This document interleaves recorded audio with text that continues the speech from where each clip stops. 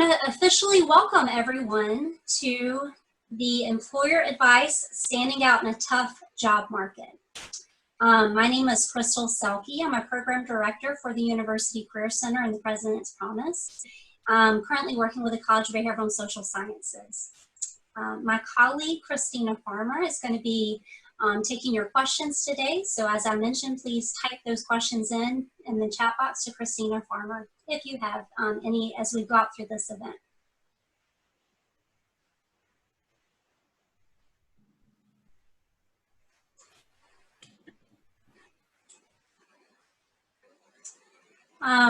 Before I get into introducing our panelists, I'd like to share, just remind everybody the University Career Center is open all summer.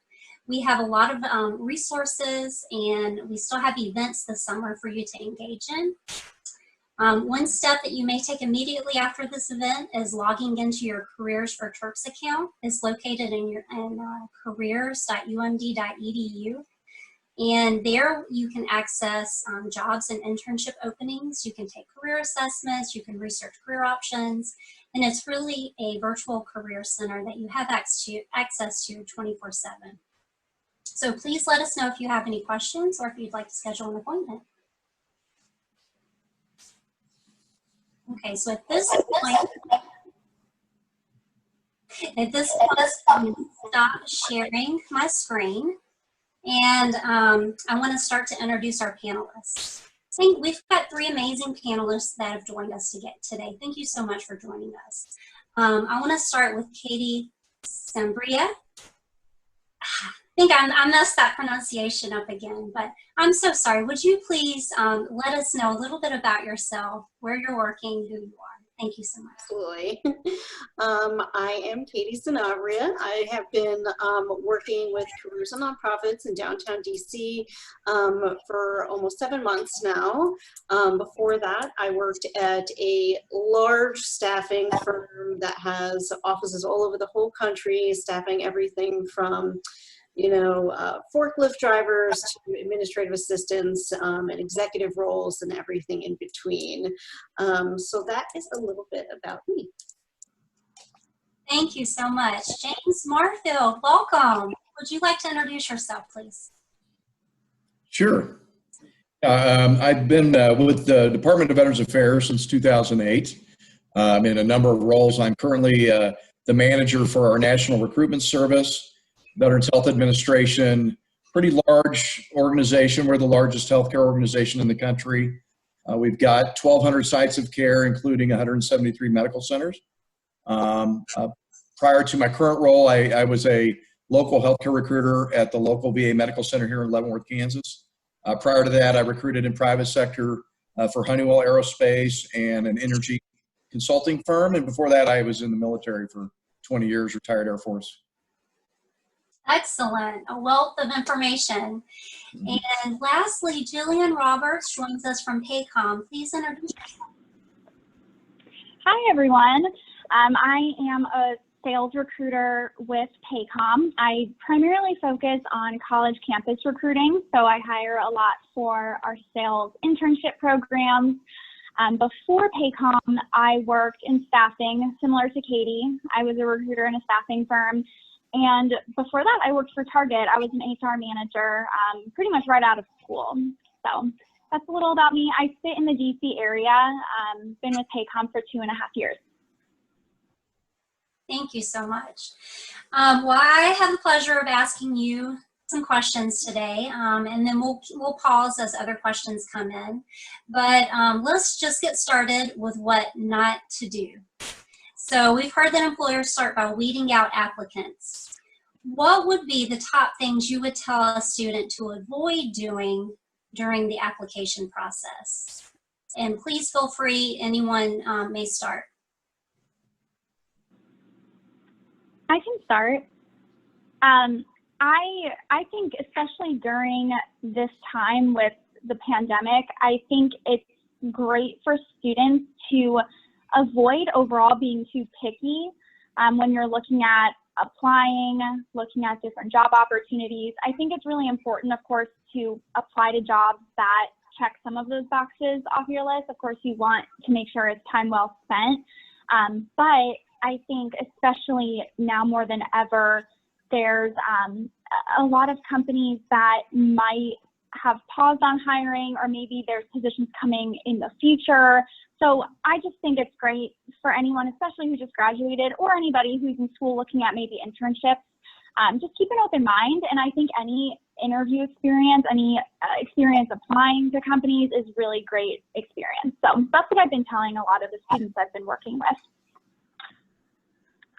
And if I can kind of piggyback off of what Jillian just said, I truly feel like you miss 100% of the shots you don't take. We've all heard that before. And I'm noticing a lot of times people are not applying for things because they don't think that they are qualified. So I would say, number one, don't undervalue yourself.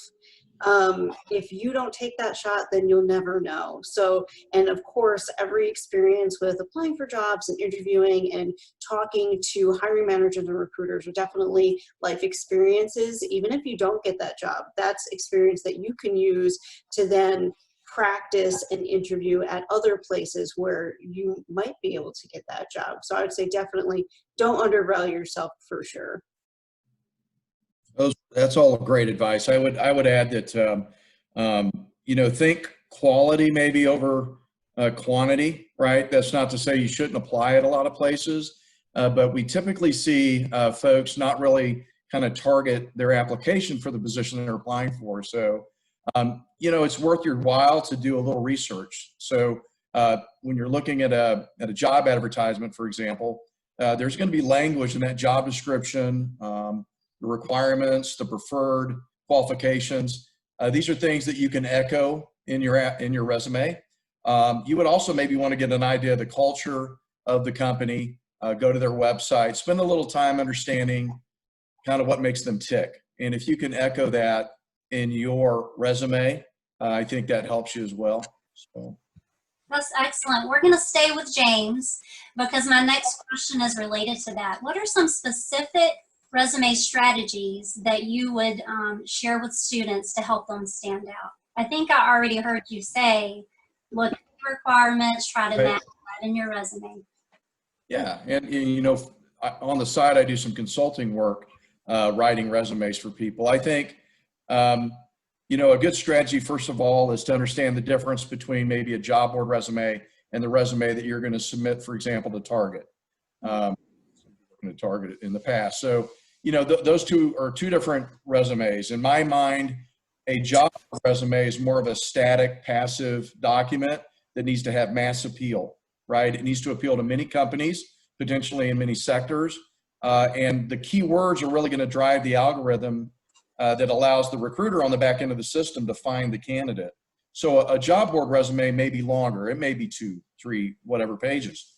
But the important thing with the job board resume is to have the appropriate keywords for the industry, right? So you can do some research, find announcements or job ads, whatever, from various companies in a sector maybe, and incorporate that language. The resume that you're going to submit directly to a careers page, for example, at Target, that's no pun intended, but it needs to be targeted to that company, that role. We just talked about that. So I would say that's something that just sort of pops into my mind. Another thing I do with my clients is I try to understand, what are their biggest attributes when they do their research. What do they feel are their biggest attributes that may not really pop from their history, right? From maybe their academic history or their work history. So we really try to integrate that kind of stuff into their resume, also into their cover letter. But I'll defer to the other experts too. So. I definitely agree with James. If you are applying for a particular job, you don't want the resume you send them to be the same. You don't want it to be your Indeed resume that you have up there. With the specific types of roles that I hire for at careers and nonprofits, they're very interested to see what specific skill sets each candidate has had from their past that fits with that specific role. So before we even submit a candidate to a client, we recommend that they go back and redo their resume and just kind of move things around, emphasize certain verbiage and certain words for each specific client. And that may seem like a lot of work, but we've seen a lot of success with that in the past. So I would say definitely kind of tailor your resume to each specific job you're applying for. Yeah, and I completely agree with James and Katie. I guess just two other things to add. As I said, I recruit really heavily for sales, and a lot of things my sales managers look for are those accomplishments, those like quantifiable results. So I think I see this a lot more in college students, primarily because a lot of them have maybe had a few internships, but not necessarily, you know, a full-time sales job. But I definitely recommend any awards you've won, any promotions, maybe, you know, in an internship to like a team lead position, any numbers, like if you were number 1, number 2, 100% to goal, 200% to goal, like definitely add those things. I think I see resumes and do a lot of interviews, and I pull those things out by talking to students, but I always highly recommend, especially if you're looking for something in sales or another metrics-driven job, like even recruiting, definitely include those numbers in there, since those will definitely make you stand out. And I think another thing I always say too with your resume, definitely make your resume and LinkedIn profile mirror each other. I personally like copy and paste everything on my resume and put it in LinkedIn too. So that's just something a little bit extra, but I would recommend that as well, just to make sure both are up to date, both read the same thing. You can stand out not just on your resume when you're actively applying, but also to recruiters who might just be looking for you and maybe you're not, you know, actively looking at the time. Great comments. I want to follow up. We'll stay with you, Jillian. And I want to ask, we talk to students a lot about transferable skills. What do you think are the top qualities or skills that you are looking for when you review a resume? So I would say leadership is huge, especially for my company. So I think especially students who are in student organizations, working during school, internships, any way to gain leadership experience, I think is awesome. I mean, definitely, you know, push yourself a little out of your comfort zone, but I think leadership can really be used in any type of job that you go into.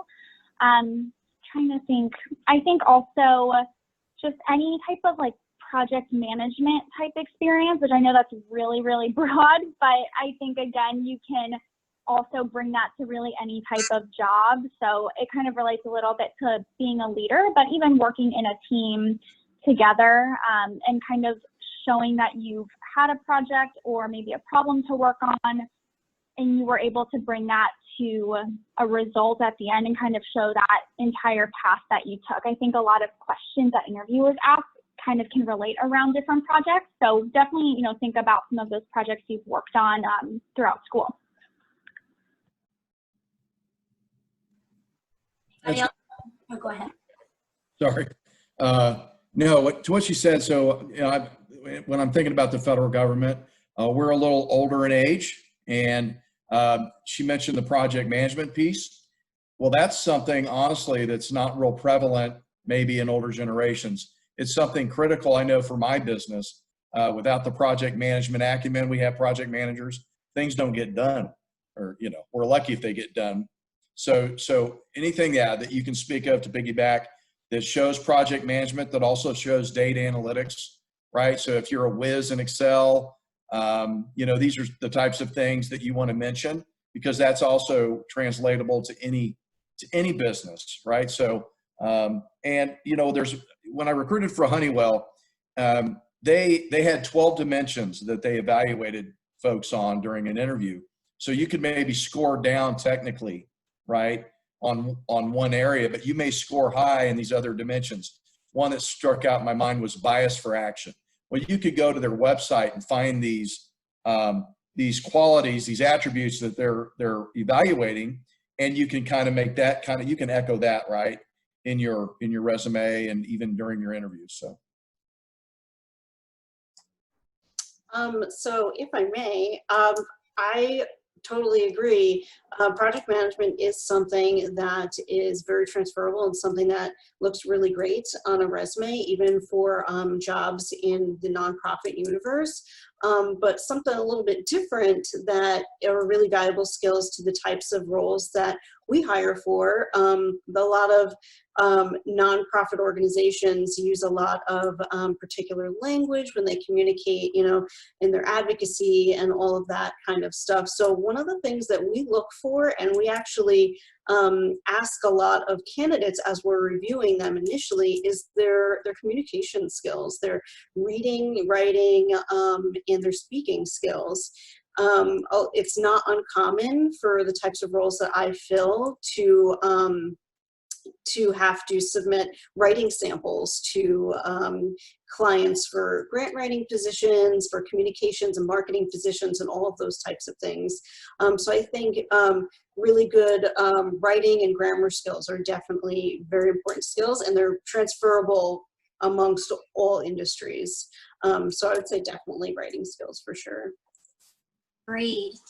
I was checking in with my colleague Christina, and it looks like we've got one student question that's come through that now might be a good time to share. Yeah, so it goes back to the first two questions about when students are applying to jobs. You know, you talked about targeting your resume using action verbs. But what are some common mistakes that students make when applying to jobs or internships that they should maybe stay away from?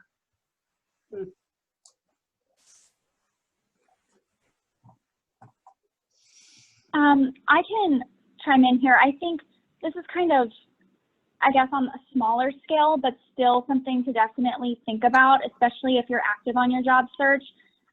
Going along with what James said about making sure your resume matches the job you're applying to, I've seen a lot of resumes come through that might have an objective or a summary that says something like, I want to be an HR professional applying to a sales job, or something else completely unrelated. So just keep that in mind, especially when you are applying to a lot of jobs. Of course, you want to make sure, even when you save them, that they're maybe saved differently, like sales resume or marketing resume, just to kind of keep them in order. But that's just another thing I can think of that I've seen recently. I'll piggyback. So one thing that I recommend folks, you know, really this is like a full-time job, right? When you're looking for a job. So I would keep a spreadsheet, and in that spreadsheet, I would keep track of each position you applied for. I would document the name of the company, the job title that you applied for, you know, keep track of things when you applied. Maybe you have a hyperlink to the actual advertisement. And to Jillian's point, one thing I recommend is that the file name of your resume would include your last name, in parentheses, the company that you've applied for, and then also the date. And that will also help you kind of stay organized. But I agree, tailoring is extremely important for the federal government. You know, the federal government is massive, right? And each agency is a little different. But traditionally, you know, when you're doing a resume and you're applying to a federal job, you need to make sure that that you followed all these instructions in our announcements. So our announcements don't look like a normal ad that you would see maybe at Indeed. It looks more legalese, almost like a terms and conditions. So you sometimes have to reread it a few times to really understand exactly what they need. So there'll be, and oftentimes the language is very passive. It's almost like Yoda wrote the ad. So it can be hard to understand exactly what they want. So it's worth your time to really get a good understanding of that, and to put together a good application, because most of you, if you're not healthcare, you know, it's a real strict sort of process in applying for a federal job. And, you know, there's not going to be any help. If you don't supply it for them, they're not going to go get it from you. It's just, you're out of luck. So it's really important. It is worth your time. Federal jobs, they will consider you, right? So they will look at your application. If you're healthcare, it's different. We're more flexible for healthcare. So, but at any rate, for a federal job, you want to speak exactly to the knowledge, skills, and abilities that are identified, mostly in the basic requirements and the preferred requirements. You want to make it totally obvious that you possess these, right? One technique I'd like to recommend, and I don't know what the other recruiters would say, but at the very top third of your resume, it's real premium real estate. The rule of thumb is about 3 to 5 seconds in the industry. That's about the time you have the gatekeeper's attention. Well, if you can tell me without me even scrolling that you're qualified, you've really helped yourself. So a nice, a nice summary, professional summary, and then maybe a 3-column table with that highlight all the KSAs that are relevant to the job you're applying to, right? And I would go in order of precedence, right? Your most important credential would be at the top left. Your second most important credential would be next, so on and so forth. And then, like I said, the gatekeeper then pretty much understands right away, pretty much qualified. So. Excellent. I have one follow-up question from James, for James, before we move on. Is there a specific website that lists federal openings? Yes, that's a good question. USAjobs.gov is like the Indeed for the federal government, right? So that's where we post our positions. And it's, you can set up a job search agent, a saved search, if you will. So you would build your profile, upload whatever documents you want, resume, cover letter, that sort of thing. And you conduct a search. It's not as, I wouldn't say it's as, I don't want to be, what's the word? I'm getting old, guys. But anyways, it's not as similar as we would hope with some of the private sector job boards. So it's not as intuitive. That's the word I was looking for. So it's when you're looking to save your search, basically you play with all the filters, you get it just about right. Then you can save it so that you get those emails weekly. And then it's going through that process of, following the instructions. And it can be difficult to ascertain what those are. But once you do it, it's worth your while because somebody's going to look at it. So. Mm-hmm. Thank you so much. Mm-hmm. So going back to our initial question, Katie or Jillian, did you have additional thoughts to add? I believe we were talking about some mistakes that people make when they're applying for a job. And during this conversation, one thing came to my mind, and it's don't wait. If you get outreach from a recruiter, or if you get a response back to a resume that you submitted, don't wait to respond. If you can, get back to that person as soon as possible. None of us really knows what's going to happen with the job market in the next couple of months. It could very potentially be flooded with candidates. Mm-hmm. So I would say number one, definitely don't wait to respond to a recruiter or a hiring manager. Great suggestion. Let's stay with you, Katie.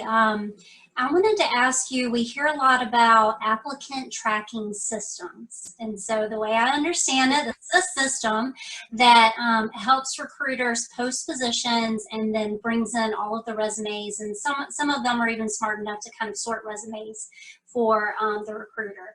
Can you share from your perspective, your experience with applicant tracking systems, and give us some tips of how to navigate those successfully? I would say I've worked with maybe 4 different applicant tracking systems, most of which were not user-friendly at all. But thankfully, at Careers and Nonprofits, we have a brand new one that we have recently started using in January, and it is amazing. So something that I would say would be advice for someone who is kind of applying for new jobs, and they want their resume and their information to be seen by as many people as they can, is put those key terms and keywords into your resume where you can. Emphasize your tenure of experience also, because that is very valuable. If someone has some really great experience with an organization that's well known, but they've only worked there for 3 months, that's not going to look great. Don't say that. our tracking system picks out specific keywords. So, you know, even Google specific search terms that are valuable to specific jobs that you're looking for, stick those in your resume where you can, because that's how those applicant tracking systems are searching for candidates. Jillian, do you have anything to add to that? Yeah, I think it's good. I totally agree with Katie. I think every ATS is different. I think what I always recommend just for candidates to be even more proactive, if there's a way you can find the recruiter who posted a job, if it's like on LinkedIn, or even just searching like Paycom recruiters, connect with a few recruiters, maybe send a message just to reiterate your interest. I get messages like that, and I personally am not bothered by those at all. I think it's great that those candidates are proactive, they want to make a connection, and sometimes I'm not the person who can help them, but that's okay because I can pass them on to one of my coworkers who's working on that job.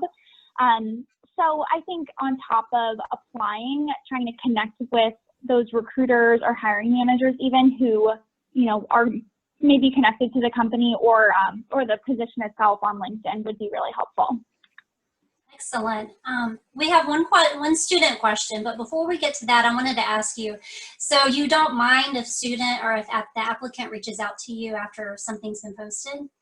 What would be a good message from the student? Would it just be like, I applied, what's going to happen next? Or what suggestions do you have for that? Yeah, I would say trying to make it specific to what you applied for and just letting them know, kind of reiterating why you're interested. I wouldn't send this like super long message. I think with LinkedIn, you can send a quick, maybe like few sentences, but just saying, hey, I applied to this role this morning. I'm really interested because of blank, like, please let me know, how I can potentially move forward, or if there's someone else I can be in touch with because I'm very interested. So I think just showcasing your interest and kind of reiterating why, versus I do get some messages that are just kind of like, hey, I applied, what do I do now kind of thing. And I'm like, well, are you really that interested? Because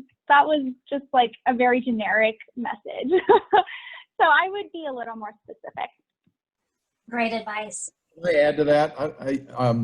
I want to touch on that. So when I advise, for example, my clients in my consulting gig, I tell them that, especially if they're trying to enter, like a new grad or something, trying to enter an industry, it's really important. I would live in LinkedIn. It's so powerful, especially if you get the upgrade account, right, where you can actually send emails to people. That's so valuable. And in that vein, let's say it's not a recruiter, but you're just trying to make contacts in an industry with people that could hire you, right? You're focusing on the people you want to be, but also the people that could hire you. You're going to want to maybe say a little message. You don't have to ask them for help, but you can let them know, hey, I really want to break into this industry. I really appreciate you networking. And if you're being smart about it, you're doing it to people maybe that went to the same college. Or let's say you were a swimmer and you found somebody who was in the same swim club. If you can find those little commonalities, they're going to be more inclined to just jump on board and take, you didn't ask them for help, but they're probably going to be more inclined to help you. So it's not just like the recruiter, right? You can also, just from a networking perspective, and you can kind of weave that into your message. Hey, I noticed you went to the University of Maryland or whatever, go Terps or whatever y'all say. And then, so. Okay, Christina, do we have a question? Yeah, so going back to kind of the federal government topic, one of the students talked about Schedule A within the federal government for working with disabilities, and wanted to know specifically what policies are similar to Schedule A maybe in the private sector. So essentially, how does someone with disabilities apply to positions both in federal and private sector? But then we can also expand it just to students from various demographics, maybe even veterans or people of color, things of that nature. Yeah, so I'll speak first on this. So we have what we call special hiring authorities in the federal government. Schedule A is one. That means if you have a validated disability, right, it's been certified by the state, a federal agency can hire you without competition. And there's a few special hiring authorities. There are for veterans, military spouses. So there's a few of those. You can research those if you go to opm.gov. That's Oscar Papa Mary. opm.gov. We'll talk about that. You can also find information at USA Jobs about that. And I'll kick it over to my private sector colleagues. But generally speaking, most organizations have diversity programs. They have targets in essence, right? They want to have a diverse workforce. So they're going to definitely be open to these, to folks with people with disabilities. They're going to be open to obviously minority groups because we want to be representative of the community. So, and they do ask these questions, right, in the applicant tracking system. It doesn't mean they're necessarily, sort of using that. So I don't know how easy it is, for example, if you had a disability to almost kind of leverage that employment in the private sector. It can definitely be done in the federal sector, but I'll kick it over to my other colleagues there. I think for Paycom, my HR team would probably know a lot more details on all of that. But I know for sure, we do have an inclusion and diversity program, and that's something that we've actually been revamping and just getting even more feedback over the last few months. So I agree. I think that most companies, if not, I would say probably all companies at this point, I definitely want to hire a diverse workforce, and there's a lot of programs in place to make sure there's no discrimination during hiring, limiting any bias. So I think that's kind of what I can speak to, but if anyone's interested in more detail on what Paycom's doing with that, feel free to email me directly and I can get you in front of my HR team and get some more answers for any questions.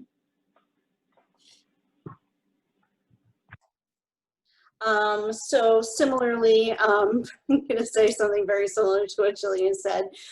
Those would be really great questions to take to my HR department for sure. And I can definitely get more information on that if somebody wants to email me directly. But I do know for sure our company is definitely interested in how we are portraying ourselves and everything, and we are actually going to be starting our new diversity and inclusion program very soon. We're working on preliminary baby steps in order to put that in place, but more information coming soon. Thank you. Let's take it back to how can applicants stand out? We hear a lot about cover letters. So I have two questions. Are cover letters actually read? Can they help you? And then the second question is, what are your thoughts on a follow-up thank you email or note after an interview? And Katie, would you like to go ahead? I would, because I love cover letters. Cover letters are a perfect way for you to display yourself to an employer, things that are not metrics on your resume, kind of give them a little taste of your personality. I think cover letters are very important. We don't submit any candidates without a cover letter, and like I said earlier, writing samples also. It's really great to be able to have that opportunity also, because in a lot of hiring situations, sometimes you don't have the opportunity to send in a cover letter. So if you have the opportunity, if you're posting on a job board or if you're applying directly through a company through their ATS, sometimes they don't give you that option. So if you have the option to do so, definitely do one, and don't just send one of those template ones that you found on the internet. Make it specific to that job. They want to know that you're interested in that role and in that company. They want to know that you're looking to work for that company because you care about their mission. And also thank you notes, very important also. Even if you have a phone interview, if you have that person's email address, I would definitely say just shoot them a quick 2-sentence thank you note. Follow-up goes a very long way. Anybody else like to jump in on this? Well, I'll do it real quick. So exactly what you said on the cover letter, it's kind of your elevator speech. It's conversational. The resume, not so much. So it's an opportunity to really kind of put yourself in the picture, right? So you want them to visualize you sort of integrating, assimilating into their company. So if you do a little research, you let them know you understand their business and their culture, and then you're able to hit on the big ticket items that they're really looking for, and you can figure that out. It's also, honestly, too, down the road, if you have, let's say you had gaps in a resume. Let's say 10 years down the road, you were in a car accident and you had a 1-year gap. That's also an area where you could maybe address something like that that could be obvious to a hiring manager that they may have questions about. But yeah, cover letters are great. Thank you cards. If you want a theme to a job search, the theme is to be the unicorn. You want to be special. You want to differentiate yourself. You don't want to be the one that got lazy and didn't do the cover letter, didn't do the thank you card, and then all else is equal and one person did it, you're probably not going to get the nod. So it's, and I love the writing samples. Don't wait for somebody to ask you to provide a writing sample. If I'm at an interview, the most impressive interview maybe ever, this young man saw that we really wanted, a high level of Excel experience. Not just I know Excel, everybody knows Excel, but we wanted to understand, pivot tables, complex formulas. This gentleman brought in samples of his products. He had printed them out and handed them to everybody. He didn't go talking about it much, but that's an example of being a unicorn in the process. Excellent. I have a different opinion, I think, on cover letters. I think it depends, honestly, on the company. I think for government and nonprofits makes total sense that's important for a cover letter. I think for my industry, recruiting and sales, we don't require cover letters. I've never seen a cover letter, honestly, submitted from a candidate at Paycom. I think we don't require it. We just look at resumes, and we require something else that we call proof of success.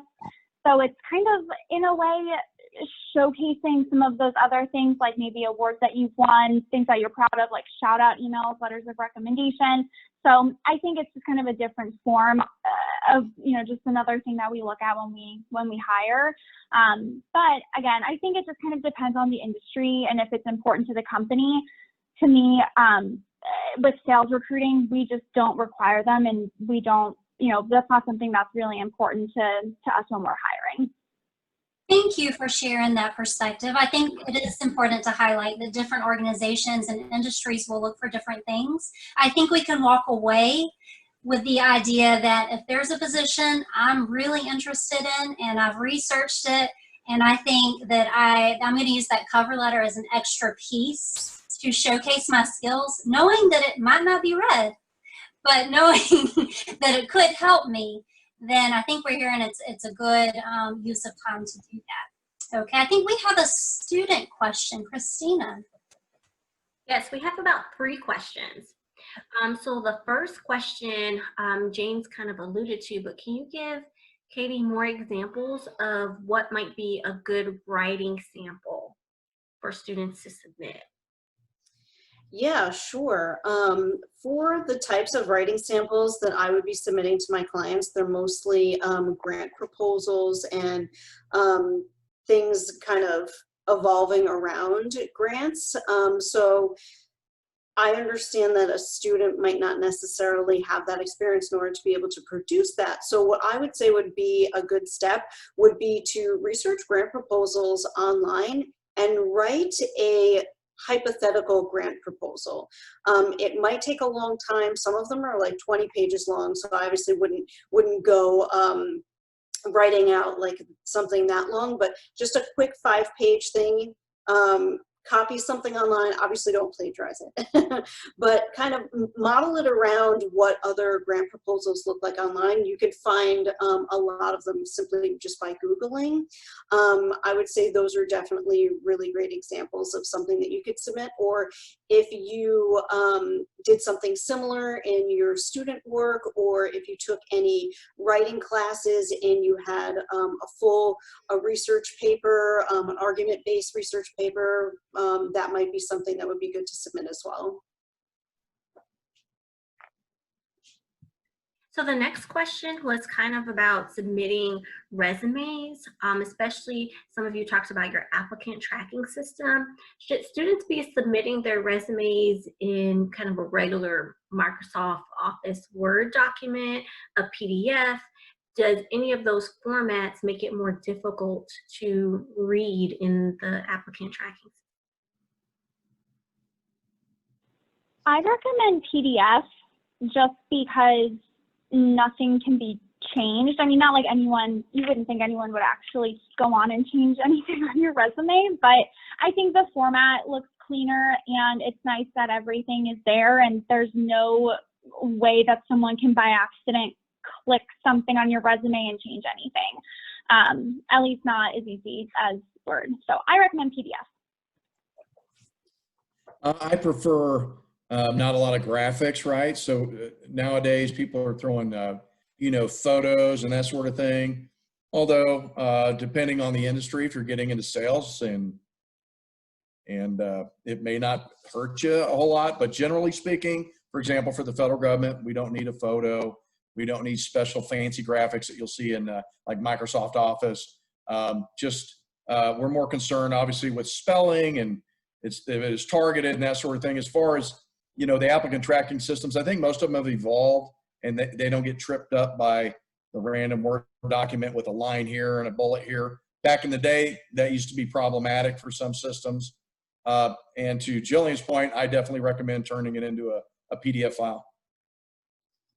I agree. PDF is usually a good way to go. Sometimes our system, if someone uploads it as a Word document, it does kind of mess up if they put lines, borders and stuff, it does weird stuff. So PDF is definitely the way to go, in my opinion. Yeah, because they may have a different version of Word, right? Yeah, that's the issue, I think. So. And the last question for now deals with strategies to apply to different industries. I know a while back you all talked about transferable skills. So what are some strategies that job seekers can utilize when trying to pivot industries? They might have, you know, projects in one industry, but not necessarily experience. How do they best pivot to new industries?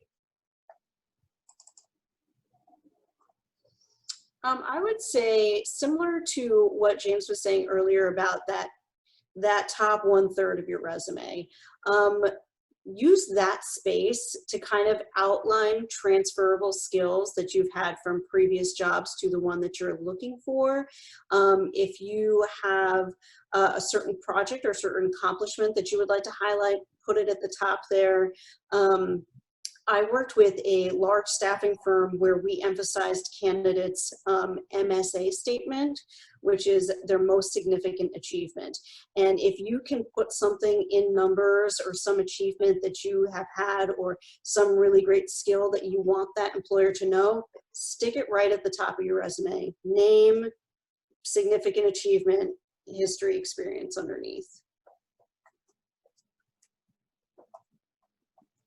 I agree. I mean, I think we touched on it a little bit, but definitely anything that makes the most sense for that industry or the position you applied for, I would put that bullet point as kind of like that #1 bullet point under each position, like especially your current role. I think that way when recruiters look at your resume, those are the things that stand out, and I think it's good to try your best to make it as relatable to either the industry or the company or the position that you're applying for. Ditto. Yeah, it's like translating. If this company calls it widget making, but you always called it whatchamacallit making, but they're kind of the same thing, then you want to speak the language for the company you're applying to. So sometimes it requires a little, you know, like for example, like office management, you know, that can be said in many different ways. But if you've essentially done that function, you've managed people or processes, whatever, you can really, you know, kind of, you know, you're not going to copy paste. You're going to wordsmith it a little bit, but you can kind of extract, you know, the keywords, replicate those in your, like Jillian said, right at the top maybe, and make it kind of a no-brainer. Yeah, I did this. You know, technically it may be a little different, but essentially, fundamentally, it's the same thing.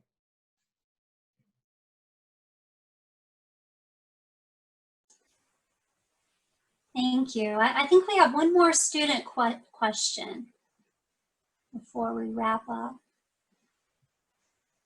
Well, the question was about submitting applications. I know a lot of times companies and organizations might post on LinkedIn or Indeed and third-party sites, but should students apply to those sites or apply directly on the company's website? Well, typically, for example, like Indeed is going to scrape other job boards. You know, you'll see federal jobs at Indeed. Well, normally it's going to link you off and it's going to take you to the actual job board. So if you're applying for Target and you're on some weird looking URL, yeah, I would probably go search Target's career services page to find the Target job. But generally speaking, that's going to route you where you need to go. Yeah, our ATS is linked to like our LinkedIn jobs. If we post anything on LinkedIn, those that information you put into LinkedIn is linked to our applicant tracking system. So we'll end up getting that in our system anyway. I think every company is a little different and has some different processes. But I mean, again, kind of going back to applying, if you apply directly on the company's website, of course, you know, a lot of people are probably applying too. And I think a good way to stand out is, I know I mentioned it earlier, but definitely make some connections on LinkedIn. Try to get in touch with that recruiter. So that way your resume doesn't just kind of get lost. And that way you can stand out and try to at least come up or ask for an update on your application. So you're not just kind of wasting your energy. I definitely agree with Jillian.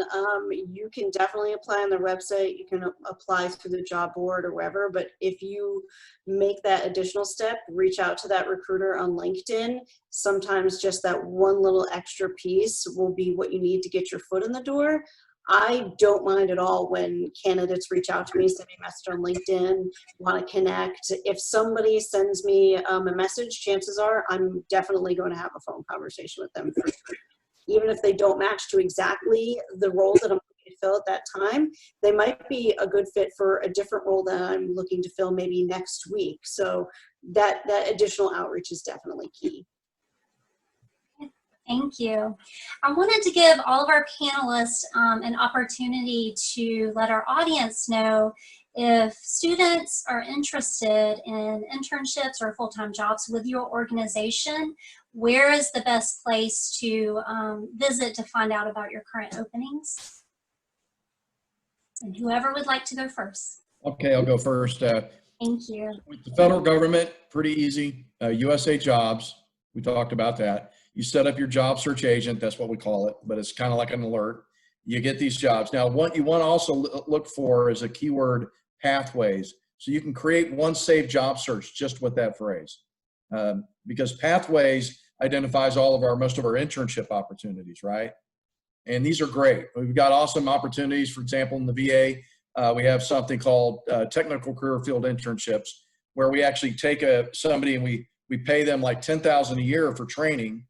And then following the training, they're hired non-competitively, but there's all sorts of like recent graduate programs and things like that. So, and it wouldn't hurt you to do some networking with the HR offices at the federal agencies in your area. Just, a soft inquiry, hey, really interested in internships, or I'm really interested in recent graduate opportunities. You can also do that, but for sure you're going to do the USA Jobs thing.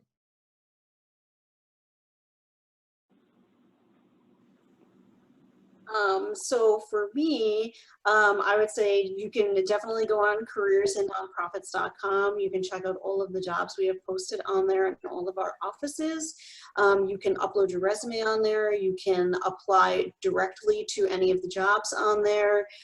We have 3 offices nationwide in Chicago, San Francisco, and in DC, but we fill jobs all over the whole country. We work on jobs in New York, Boston, Philadelphia, Atlanta, all of those places. So even if you're interested in relocation to one of those areas, we could potentially have a job there as well. And other than that, I would say you could definitely email me directly. One of the things that we love is personal outreach. So email me directly, let me know you're looking, link me on LinkedIn. There's lots of ways that you can connect with us. So yeah, I'm looking forward to seeing your email. So send me a line. And then for Paycom, our careers page is just paycomcareers.com.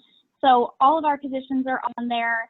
For me in particular, I recruit college students for our sales opportunities. So if anyone's interested in sales in particular, definitely reach out to me, since I can get you in touch kind of started in the process. For kind of what we're most recently looking at, we'll have a spring internship in the DC area office and Baltimore office. So I know it's kind of in a way in between those offices, or University of Maryland kind of in between both of those offices. So if any students are interested in that, that would be just for seniors who are graduating in the spring.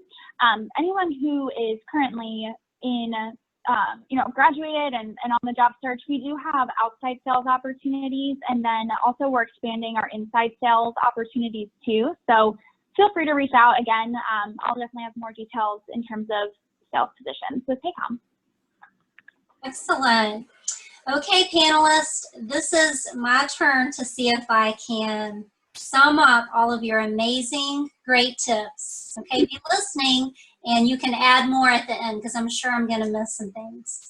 What I've heard you all say is that to stand out in your job search, you need to apply to a variety of positions, but positions that you have researched ahead of time.